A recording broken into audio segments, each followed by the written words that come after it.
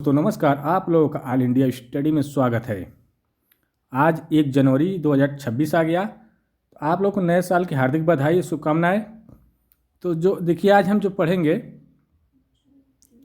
CTET का math pedagogy section, ठीक ना, जो अति महत्वपूर्ण प्रश्न है।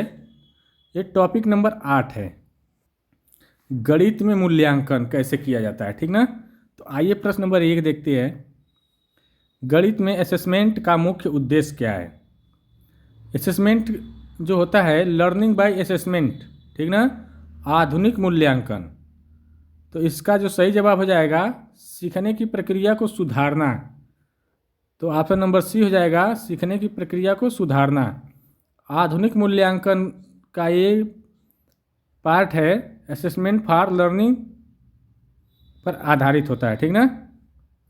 अब प्रश्न नंबर 2 देखेंगे, फॉर्मेटिव असेसमेंट का उद्देश्य क्या है। देखिए, जो फॉर्मेटिव असेसमेंट क्या होता है, फॉर्मेटिव का मतलब होता है कि ये सतत एवं निदानात्मक प्रक्रिया, ठीक ना, एक सतत चलने वाली प्रक्रिया होती है जो सीखते समय ही उसको बता दिया जाता है, ठीक ना। तो इसका जो सही जवाब हो जाएगा, सीखते समय सुधार करना, ऑप्शन नंबर बी। अगला क्वेश्चन देखेंगे, प्रश्न नंबर 3, समेटिव असेसमेंट कब किया जाता है। तो देखिए, जो समेटिव असेसमेंट होता है, ये जो होता है, फॉर्मेटिव सीखते समय किया जाता है, और समेटिव असेसमेंट जब पूरा पाठ पढ़ा लेंगे उसके अंत में किया जाता है, ठीक ना। तो इसका जो सही जवाब है, ऑप्शन नंबर सी, पाठ्यक्रम के अंत में। प्रश्न नंबर 4 देखेंगे, कौन सा उपकरण फॉर्मेटिव असेसमेंट में अधिक उपयुक्त है। तो देखिए, इसमें से कौन है जो फॉर्मेटिव असेसमेंट में अधिक उपयुक्त। फॉर्मेटिव का मतलब होता है अवलोकन, कार्य के साथ करना, ठीक ना, कार्य के साथ सीखते हुए, फीडबैक देते हुए लगातार सतत प्रक्रिया होती है। तो देखिए, इसका जो सही जवाब हो जाएगा, कक्षा कार्य, अवलोकन और प्रश्नोत्तर, मतलब साथ साथ सब हो रहा है, ऑप्शन नंबर सी करेक्ट हो जाएगा। अब प्रश्न नंबर 5 देखेंगे। 5 है, एनसीएफ के अनुसार गणित में मूल्यांकन कैसा होना चाहिए। देखिए, जो एनसीएफ क्या कहता है कि हमेशा मूल्यांकन सतत, व्यापक और बाल केंद्रित होना चाहिए, ठीक ना। तो इसका जो सही जवाब क्या हो जाएगा, सतत, व्यापक एवं बाल केंद्रित, ऑप्शन नंबर सी हो जाएगा। अब हम लोग देखेंगे अगला क्वेश्चन, प्रश्न नंबर 6, डायग्नोस्टिक असेसमेंट का उद्देश्य क्या है। देखिए, जो डायग्नोस्टिक असेसमेंट होता है, इसमें जो बच्चा सीखता है उसकी कठिनाई को पहचाना जाता है, ठीक ना। वह किस प्रकार की उसके पास कठिनाई है, किस प्रकार वह कठिन समझ रहा है, ठीक ना। तो कठिनाइयों को जानना इसका मुख्य उद्देश्य होता है। तो इसका जो सही जवाब हो जाएगा, सीखने की कठिनाइयों की पहचान, ऑप्शन नंबर सी हो जाएगा। ये फिर आगे चल के क्या होता है, रेमेडियल टीचिंग में एक रूप में परिवर्तित हो जाता है, आधार बनता है। प्रश्न नंबर 7 देखेंगे, गणित में रूब्रिक का उपयोग किस लिए किया जाता है। देखिए, रूब्रिक क्या होता है, अस्पष्टता। रूब्रिक का मतलब होता है अस्पष्टता और निष्पक्ष आकलन करना, मूल्यांकन करना, ठीक ना। रूब्रिक का मतलब यही होता है। तो देखिए, इसका जो सही जवाब क्या हो जाएगा, ऑप्शन नंबर बी, निष्पक्ष और स्पष्ट मूल्यांकन। अगला देखेंगे, प्रश्न नंबर 8 देखते हैं हम लोग, असेसमेंट एज लर्निंग का अर्थ क्या है। तो देखिए, जो असेसमेंट और लर्निंग का अर्थ जो होता है, छात्र स्वयं अपनी सीख का आकलन करते हैं, ठीक ना, स्वयं, सेल्फ असेसमेंट, ठीक ना। तो छात्र क्या करते हैं, अपने जो भी सीखे रहते हैं उसका आकलन करते हैं।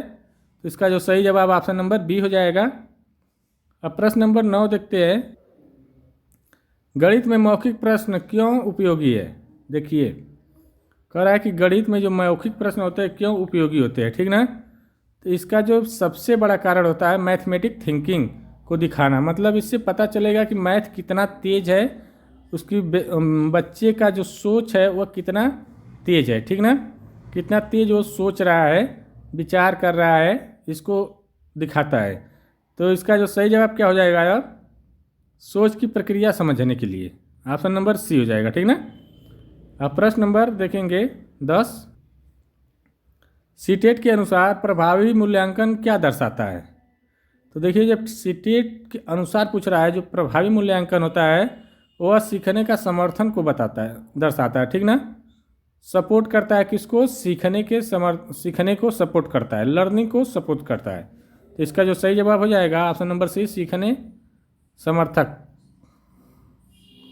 प्रश्न नंबर 11 देखेंगे हम लोग। गणित में असेसमेंट फॉर लर्निंग का मुख्य फोकस क्या है। देखिए असेसमेंट फॉर लर्निंग का मुख्य फोकस जो होता है, सीखते समय सुधार करना, ठीक ना, सीखते समय सुधार करना। इसका मतलब होता है ये क्या है, फॉर्मेटिव मूल्यांकन में आ जाएगा, ठीक ना। तो इसका जो सही जवाब है ऑप्शन नंबर सी। अब देखेंगे प्रश्न नंबर 12। कौन सा कथन असेसमेंट ऑफ लर्निंग को दर्शाता है। तो देखिए इसका क्या मतलब होता है, असेसमेंट फॉर लर्निंग का ये समेटिव असेसमेंट होता है। मतलब कि लास्ट में क्या करना, लास्ट में प्रश्न के लास्ट में, अध्याय के लास्ट में यह मापा जाता है, ठीक ना। तो इसका जो सही क्या आंसर हो जाएगा, टर्म के अंत में उपलब्धियों को मापना, ऑप्शन नंबर सी हो जाएगा, ठीक ना। फॉर्मेटिव मतलब होता है सतत करते ही वक्त उसको जांचना, अवलोकन करना। और जो समेटिव जो होता है, इसका मतलब होता है पाठ्यक्रम जो होता है उसको पढ़ाने के बाद जो पाठ पढ़ा देते हैं उसके अंत में उसका मूल्यांकन करते हैं, ठीक ना। प्रश्न नंबर 13 है, यदि शिक्षक सीखते समय प्रश्नों के मध्य से गलतियों को पहचानता है तो क्या है। अगर बीच में इस प्रश्न पहचान गया कि यह क्या है, गलत है, गलत तरीके से हल हो रहा है, तो यह क्या हो जाएगा, मतलब सीखते वक्त ही क्या हो रहा है, इसमें देखिए सीखते वक्त ही पहचान कर ले रहा है, अवलोकन कर ले रहा है शिक्षक, तो इसका मतलब क्या हो जाएगा, ये फॉर्मेटिव मूल्यांकन हो जाएगा ना। तो ऑप्शन नंबर सी हो जाएगा, फॉर्मेटिव मूल्यांकन। अब प्रश्न नंबर 14 देखेंगे। एनसीएफ के अनुसार कौन सा मूल्यांकन होना चाहिए। तो देखिए एनसीएफ हमेशा यही कहता है सतत, व्यापक और बाल केंद्रित होना चाहिए। कोई भी मूल्यांकन हो कंटिन्यूअस होना चाहिए, व्यापक रूप से होना चाहिए और बाल केंद्रित होना चाहिए। तो ऑप्शन नंबर सी हो जाएगा इसका। अब प्रश्न नंबर हम लोग देखेंगे 15। गणित में पोर्टफोलियो का उपयोग क्यों किया जाता है। देखिए पोर्टफोलियो क्या होता है, यह छात्र की प्रगति होती है, ठीक ना, जिसको रिकॉर्ड किया जाता है, लिखा जाता है कि छात्र कितने ग्रोथ किया है। यह दीर्घकालीन रिकॉर्ड होता है, ठीक ना, लंबे समय तक के लिए। डायरी होती है, उसमें लिखा जाता है कि छात्र कितना प्रगति किया है, कितना ग्रोथ किया है, उसको दिखाता है पोर्टफोलियो में। तो इसका जो सही जवाब क्या हो जाएगा, छात्र की प्रगति का दीर्घकालीन रिकॉर्ड, ऑप्शन नंबर बी हो जाएगा, ठीक ना। अब देखेंगे प्रश्न नंबर 16। किस प्रकार का मूल्यांकन सीखने की कठिनाइयों की पहचान करता है। तो देखिए सीखने की कठिनाई की बात आ गई, तो वह जो होगा अभी हम बताए ऊपर ना, जो डायग्नोस्टिक होता है वह सीखने में कितनी कठिनाइयाँ आ रही है, ठीक, उसको बताता है ना, सीखने में कितनी कठिनाइयाँ आ रही है बच्चे को, तो उसको किस प्रकार से बताया जाए कि कठिनाइयाँ बच्चे की कम हो, ठीक। तो इसका जो सही जवाब क्या हो जाएगा, डायग्नोस्टिक मूल्यांकन जो होता है यह सीखने की कठिनाइयों को पहचान करता है, ठीक ना। प्रश्न नंबर 17। रूब्रिक का मुख्य लाभ क्या होता है। रूब्रिक क्या होता है अभी हम बताए थे, स्पष्ट, निष्पक्ष मापदंड जो है स्पष्ट होना चाहिए, निष्पक्ष होना चाहिए, जो मूल्यांकन किया जाता है स्पष्ट, ठीक ना। तो इसका जो सही आंसर क्या हो जाएगा, स्पष्ट मापदंड द्वारा निष्पक्ष मूल्यांकन, ऑप्शन नंबर बी हो जाएगा, ठीक। अब प्रश्न नंबर हम लोग 18 देखेंगे। असेसमेंट एज लर्निंग में छात्र की भूमिका क्या है। एज लर्निंग इसका मतलब ये हो गया कि छात्र क्या कर रहा है, स्वयं सीख रहा है। अगर फॉर लर्निंग रहता तो मूल्यांकन क्या था, समेटिव हो जाता, ठीक ना। छात्र क्या कर रहा है, स्वयं आकलन करना सीख रहा है, ठीक ना। इसका जो सही जवाब हो जाएगा स्वयं आकलन करने वाला भूमिका होती है। अब प्रश्न नंबर हम लोग 19 देखेंगे। 19 क्या है, गणित में मौखिक मूल्यांकन का सबसे बड़ा लाभ क्या है। तो देखिए, जो गणित में मौखिक मूल्यांकन का जो सबसे बड़ा लाभ होता है, सोच की प्रक्रिया को समझना, ठीक ना। मैथमेटिकल रीजनिंग दिखाती है कि मतलब जो मैथ में है तर्क शक्ति कितनी अधिक है, बच्चे के पास तर्क शक्ति कितनी है, ठीक ना, वह किस प्रकार सोच रहा है उसको दिखाती है। इसका जो सही जवाब हो जाएगा सोच की प्रक्रिया समझना, ठीक ना। अब हम प्रश्न नंबर 20 देखेंगे। सीटेट के दृष्टिकोण से प्रभावी मूल्यांकन क्या दर्शाता है। तो देखिए, जो प्रभावी मूल्यांकन होता है वह क्या दर्शाएगा, सहयोग, ठीक ना। जो प्रभावी मूल्यांकन होगा इवैल्यूएशन, फिर उसके बाद लर्निंग टूल, सीखने को सहयोग देने वाला, ठीक ना। तो इसका जो सही जवाब हो जाएगा ऑप्शन नंबर सी। प्रश्न नंबर 21 है, एक शिक्षक पढ़ाते समय छात्रों के उत्तर के आधार पर परंतु अपनी रणनीति बदलता है, यह किस प्रकार का मूल्यांकन होगा। देखिए, कह रहा है एक शिक्षक है वो पढ़ाते समय छात्रों के उत्तर के आधार पर अपनी रणनीति बदल दे रहा है, तो ये किस प्रकार का होगा, क्योंकि जब उत्तर बता रहा है छात्र तभी वो क्या कर रहा है, रणनीति बदल दे रहा है, दूसरे टाइप से लगाने लग रहा है। तो इसका मतलब है कि वह विविध प्रकार के तरह से लगाने का प्रयास कर रहा है, वो बीच ही में क्या कर रहा है, बता रहा है, लगाना शुरू कर दिया अलग तरीके से। तो फॉर्मेटिव मूल्यांकन में क्या होगा, सीखते समय ही क्या कर रहा है, वह फीडबैक दे रहा है, ठीक ना, टीचिंग को क्या कर रहा है, सुधार रहा है। तो इसका जो सही जवाब हो जाएगा फॉर्मेटिव असेसमेंट। अब प्रश्न नंबर 22 देखेंगे। कक्षा के अंत में यूनिट टेस्ट लेकर उपलब्धि मापना किस श्रेणी में आता है। देखिए, कक्षा के अंत में अगर यूनिट टेस्ट, अंत की बात कर दिया ना, कुछ नहीं देखना, अंत में कर दिया, तो इसका मतलब क्या हो गया, समेटिव मूल्यांकन हो जाएगा, क्योंकि जो पाठ को क्या किया जाता है, अंत में ही उपलब्धि को मापी जाती है समेटिव मूल्यांकन में। तो इसलिए इसका जो सही जवाब हो जाएगा ऑप्शन नंबर सी, समेटिव मूल्यांकन। अब प्रश्न नंबर 23 देखेंगे। एक छात्र अपने उत्तर पुस्तिका देखकर स्वयं बताता है कि कहाँ गलती हुई है, क्या दर्शाता है। जब स्वयं देख करके बता रहा है तो अभी हम बताए हैं, जब स्वयं रहेगा एज हो जाएगा, as learning, assessment as learning, ठीक ना। तो इसका मतलब जो सही आंसर क्या हो जाएगा, option number C, assessment as learning. अगला क्वेश्चन देखेंगे, प्रश्न नंबर 24। शिक्षक पाता है कि कई छात्र भिन्नों के समान हर एलसीएम नहीं ले पा रहे हैं, आगे क्या करना चाहिए। देखिए, यहाँ पर कठिनाई हो रही है ना छात्र को। शिक्षक यह पा रहा है कि कई छात्र ऐसे हैं जो भिन्नों को एलसीएम नहीं ले पा रहे हैं, तो इसका मतलब क्या है, वो कठिनाई को खोज लिया, ठीक है, कठिनाई हो रही है। तो कठिनाई होने पर क्या होगा, कठिनाई की पहचान हो गई, तो इसका मतलब डायग्नोस्टिक के आधार पर रेमेडियल टीचिंग करना पड़ेगा उसको, ठीक ना।